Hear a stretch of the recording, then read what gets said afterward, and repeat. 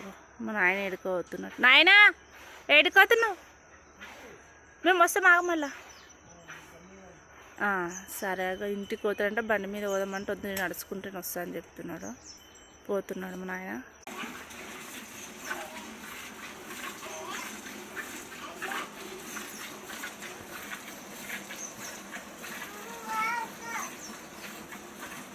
చూడండి ఎలా వండుతుందో.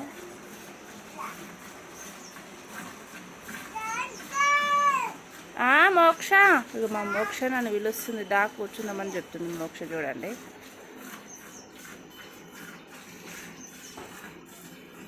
ఇవన్నిటికీ వండేయాలి ఇప్పుడు.